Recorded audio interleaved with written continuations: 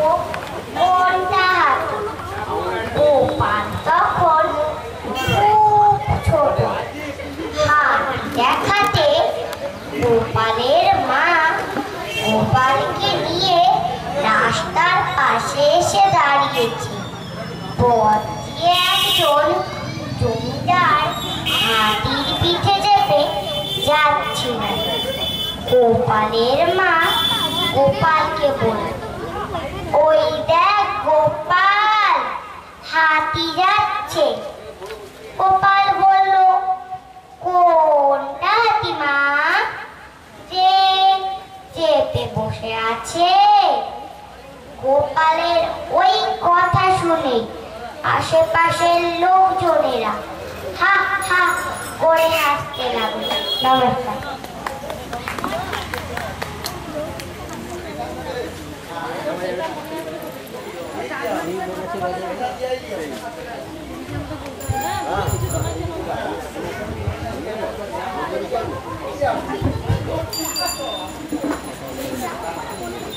শুভেচ্ছা রইল সুদীপার প্রতি।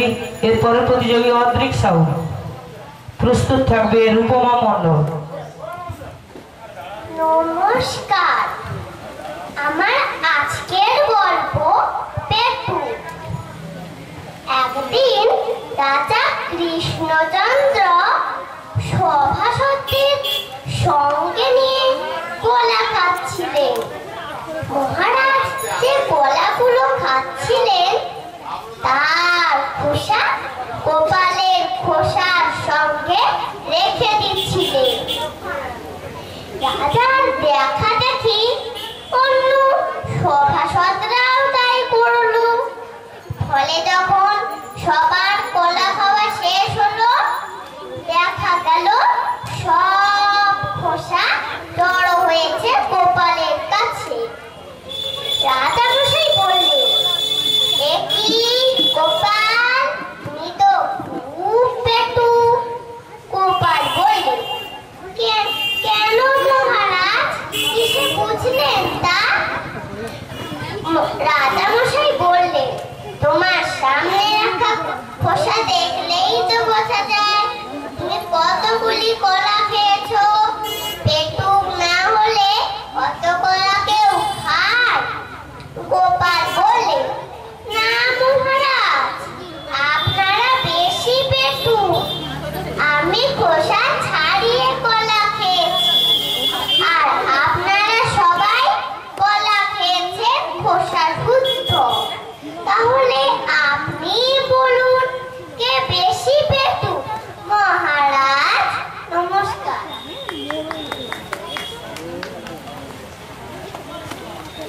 শুভেচ্ছা রইল অদ্রিকের প্রতি। এরপরের প্রতিযোগী রূপমা মণ্ডল।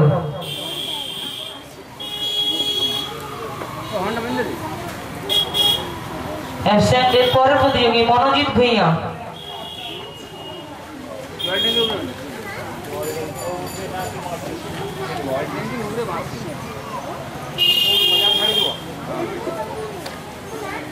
তারপরে প্রতিযোগী কৃতিকা মাইতি।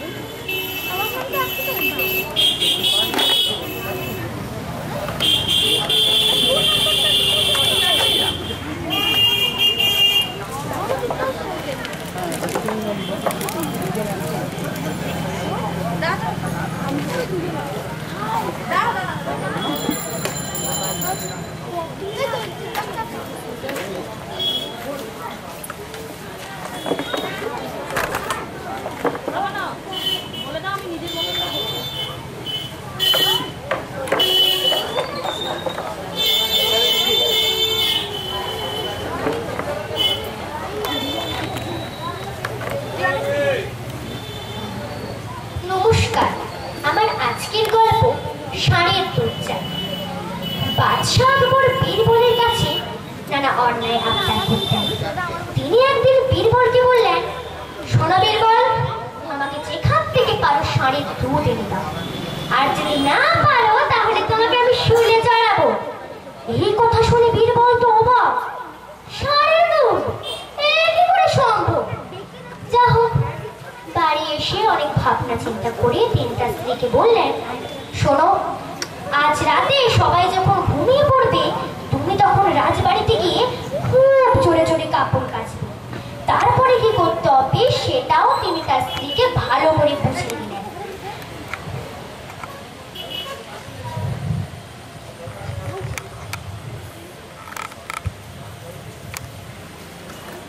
বীরবলের কথা মতো তার স্ত্রী মাঝরাতে রাজবাড়িতে গিয়ে খুব জোরে জোরে কাপড় কাচতে লাগলেন। এই শব্দে বাদশার ঘুম ভেঙে যাওয়ায় তিনি বীরবলের স্ত্রীকে বললেন,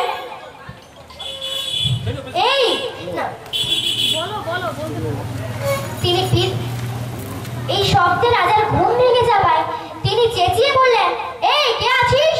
দেখ তো কোন বেয়াক্কেলটা এত রাত্রে এসে কাপড় কাচতে বসেছে, শিগগির তাকে ধরে নিয়ে আয়। রক্ষীরা সঙ্গে সঙ্গে গিয়ে বীরবলের স্ত্রীকে ধরে নিয়ে এলো।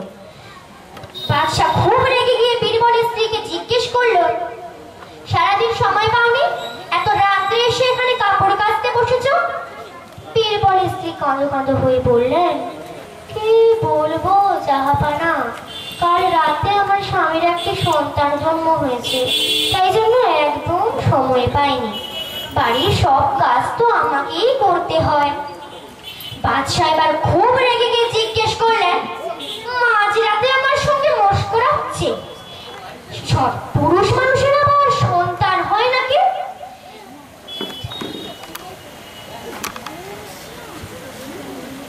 বীরবলের স্ত্রী বললেন, ষাঁড় যদি দুধ দিতে পারে তবে এটা না হয় কি আছে। বাদশাহ এবার বীরবলের স্ত্রীকে চিনতে পারলেন। পরদিন বীরবলকে ডেকে রাজসভায় তিনি অনেক পুরস্কার দিলেন। নমস্কার। আজকের গল্প বীরবলের বিচার। সম্রাট আকবরের রাজ্যে দুজন পালোয়ান ছিল। দুজনেরই গায়ে ছিল প্রচন্ড শক্তি, কেউ কারোর চেয়ে কম যায় না। একদিন দুজনে পণ রেখে কুস্তি শুরু করলো।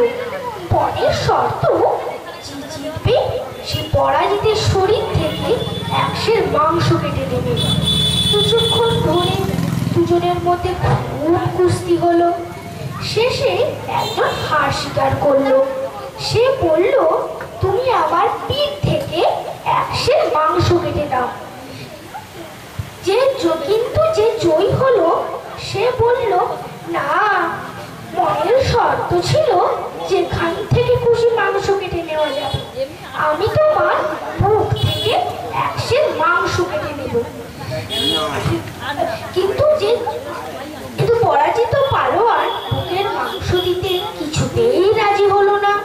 সে বলল, বাহ, বুকের মাংস কেটে নিলে তো আমার মৃত্যু হতে পারে। অবশেষে তারা সুবিচারের আশায় বাদশার দরবারে গিয়ে হাজির হলো। বাদশা বিচারের ভার বীরবলের ওপর দিলেন। বীরবল সব ঘটনা শুনে বিজয়ী পালোয়ানকে বলল, তুমি ঠিকই বলেছ, তুমি যেখান থেকে খুশি মাংস কাটতে পারো, কিন্তু একটা কথা, তুমি শুধু একশের মাংসই নিতে পারবে, এক রুটি কম বা বেশি নিলেও চলবে না। আর তোমাদের পণের শর্ত ছিল একশের মাংস, তাই শুধু একশের মাংসই নিতে পারবে। এক ফোঁটা রক্ত বের হলে তোমায় উপযুক্ত শাস্তি দেওয়া হবে। এবার তুমি মাংস কাটতে পারো। বিজয় পালোয়ান ভাবলো এ অসম্ভব ব্যাপার। তারা সে চুপচাপ দরবার থেকে বেরিয়ে গেল এবং পরাজিত পালোয়ান এই যাত্রায় প্রাণে বেঁচে গেল। নমস্কার। শুভেচ্ছা রইল সৌনকের প্রতি। এর পরের প্রতিযোগী সৌমাল্য আচার্য। প্রস্তুত থাকবে অরিত্রী সিনহা।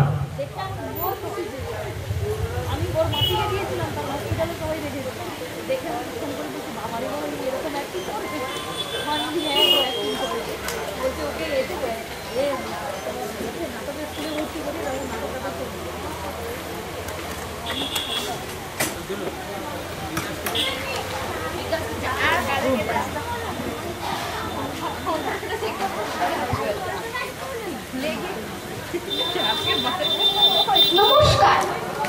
আজকের নিবেদন পায়ে ব্যথা, তাই লিখতে পারবো না।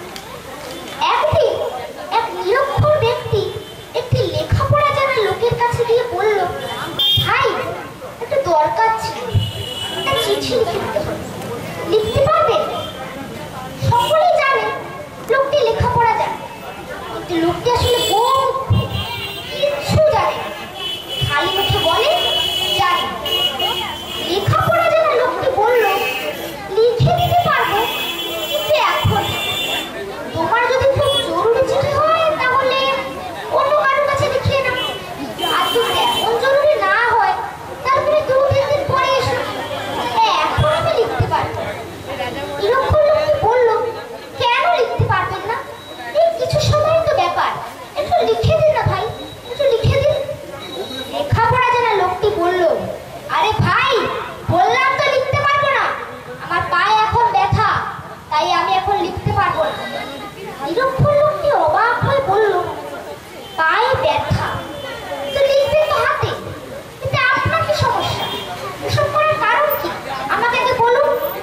তখন লেখাপড়া জানা লোকটি বলল, আরে ভাই আমার যে হাতের লেখা তা এই দেশের অন্য কোনো পণ্ডিত পড়তে পারবে না, তাই আমাকে নিজেই গিয়ে আমার লেখা পড়ে দিয়ে আসতে হয়। এই কারণে আমি বলছি আপনি 2-3 দিন পরে আসুন, তখন আমার পা সেরে যাবে। তখন আপনি যাকে চিঠি পাঠাতে বলছেন তাকে একটি চিঠি লিখে তাকে আমি পড়ে দিয়ে আসবো। এখন আপনি যান তো দেখি। এই কথা শুনে লোকটি ঘর হয়ে গেল। নমস্কার। শুভেচ্ছা রইল সৌমাল্যর প্রতি। এর পরের প্রতিযোগী অরিত্রী সিনহা, প্রস্তুত থাকবে আরাধ্যা বাণিক রায়।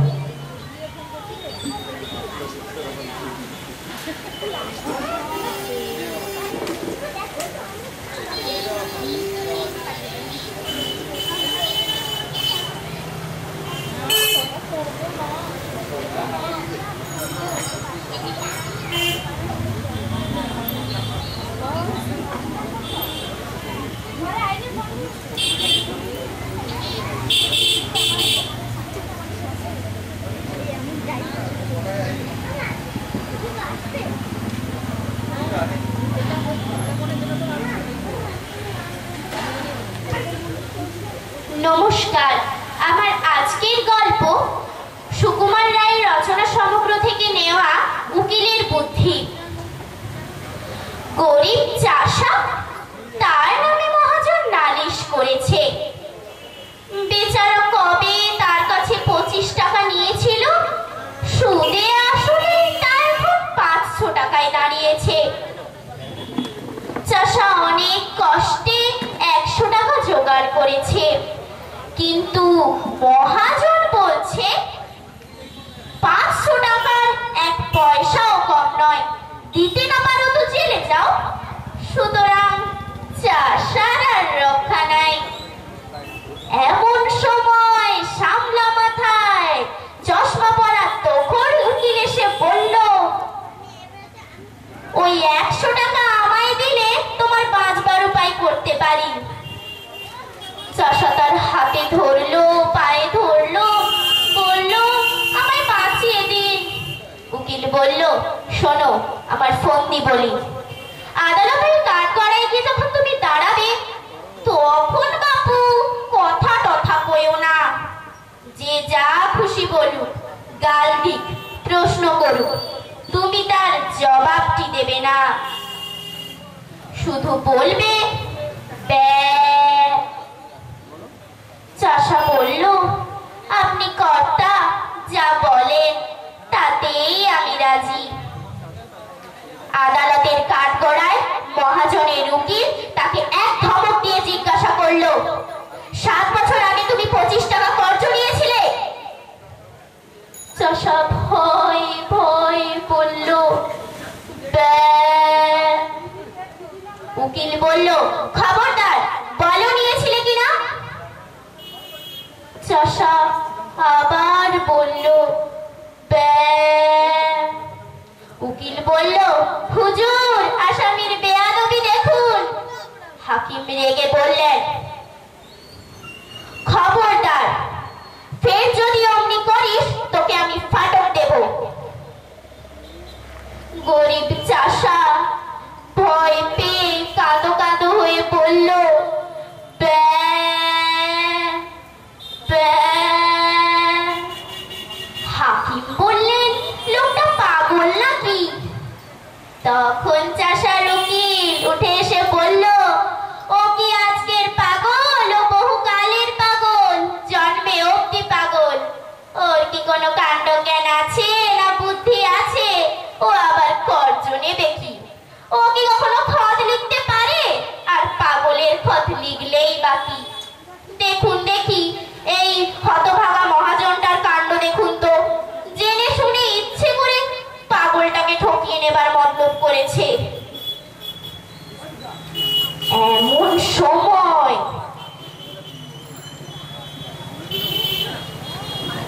উকিল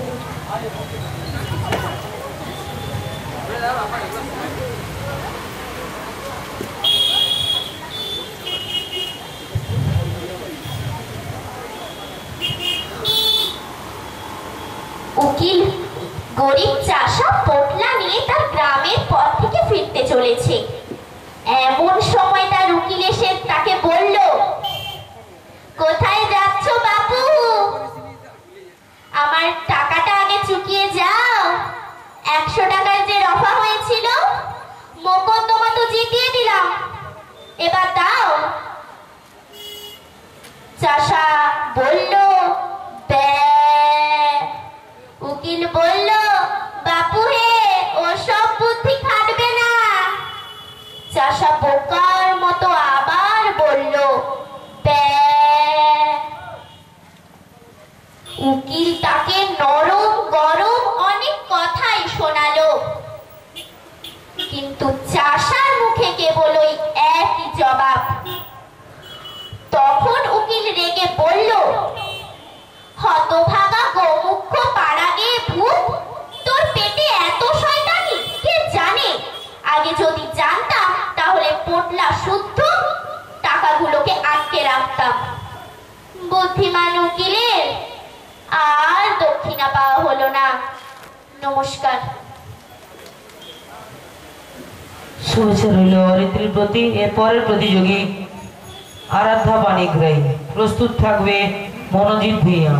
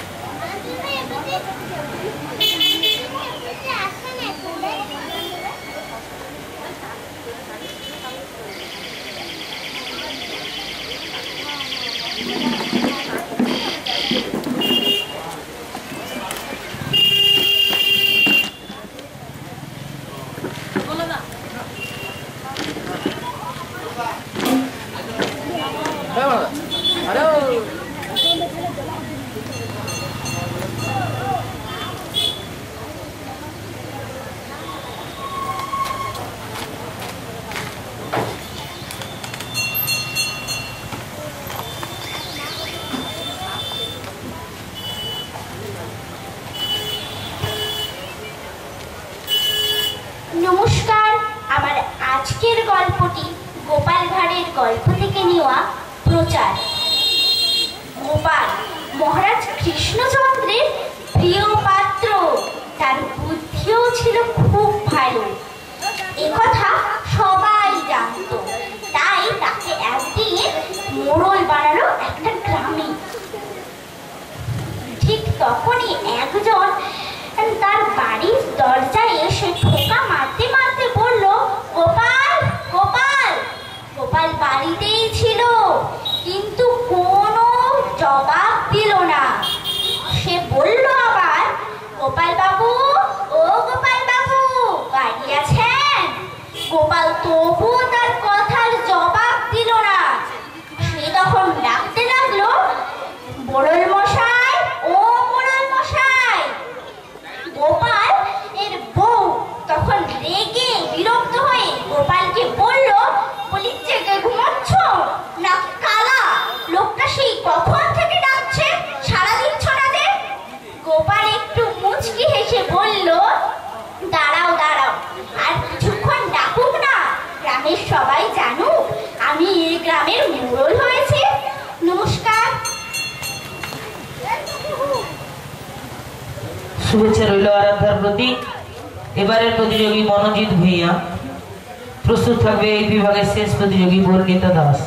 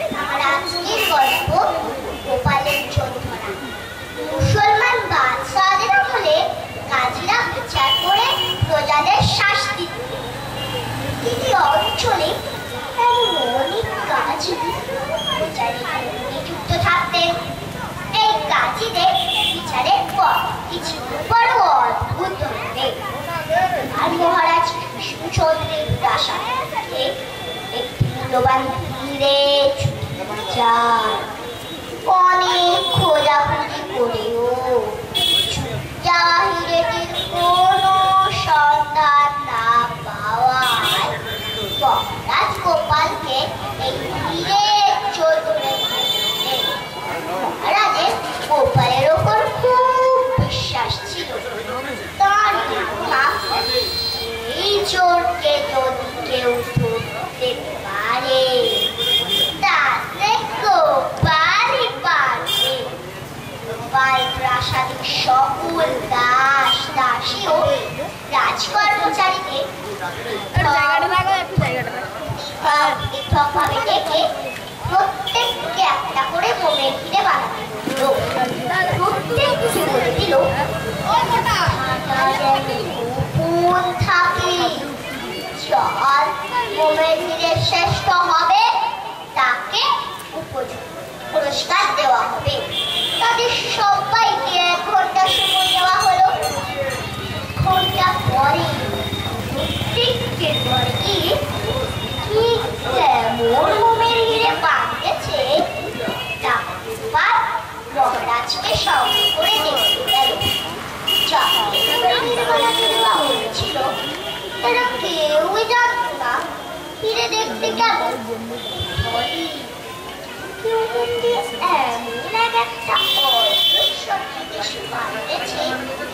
দেখলেই বোঝা যায় আসল হিরে সম্বন্ধে তাদের কোনো ধারণাই নেই। কিন্তু একজনের তৈরি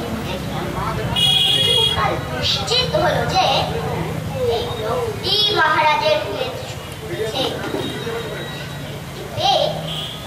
খুব গোপালের আর একটি পরিচয় তাকে নমস্কার।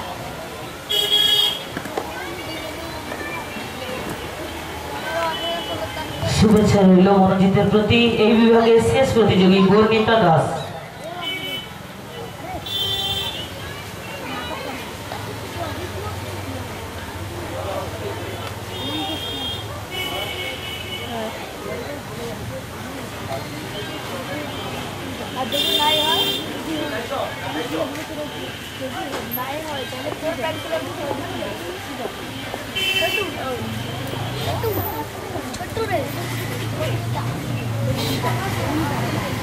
নমস্কার। আমার আজকের গল্প কাক, কক ও ময়ূরের গল্প। এক জঙ্গলে এক কাক থাকতো। সে জঙ্গল থেকে উড়ে উড়ে যাচ্ছিল। দেখতে পেল এক সুন্দর সাদা পাখি। সে উড়ে উড়ে গিয়ে জিজ্ঞেস করলো, পাখি পাখি তোমার নাম কি? পাখি বলল, আমার নাম বক। তখন কাক বলল, তুমি সব থেকে সুন্দর, তুমি সব থেকে সুখী। তখন বক বলল, আমি এতদিন তাই জানতাম। একদিন যখন ময়ূরকে দেখলাম জানতে পারলাম যে আমার থেকেও সুন্দর ময়ূর। তারপর কাক ময়ূরের কাছে উড়ে উড়ে গেল। জিজ্ঞেস করলো, ময়ূর তুমি সব থেকে সুন্দর, তুমি সব থেকে সুখী? তখন ময়ূর বলল, না, তুমি সব থেকে সুখী, তুমি সব থেকে সুন্দর।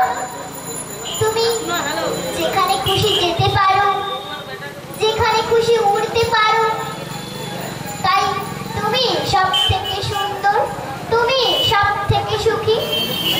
কিন্তু কাক বলল, আমি কারোর বাড়িতে বসলে, গাছে বসলে আমাকে তো সবাই দাঁড়িয়ে দেয়, তাহলে আমি কি করে সুন্দর হব?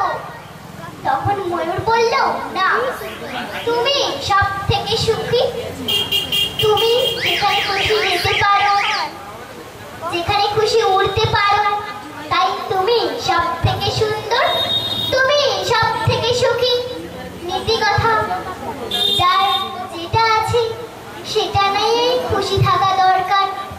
নমস্কার। শুভেচ্ছা রইল বর্ণিতার প্রতি। এখানেই শেষ হলো আমাদের সর্বসাধারণ বিভাগের গল্প বলা প্রতিযোগিতা।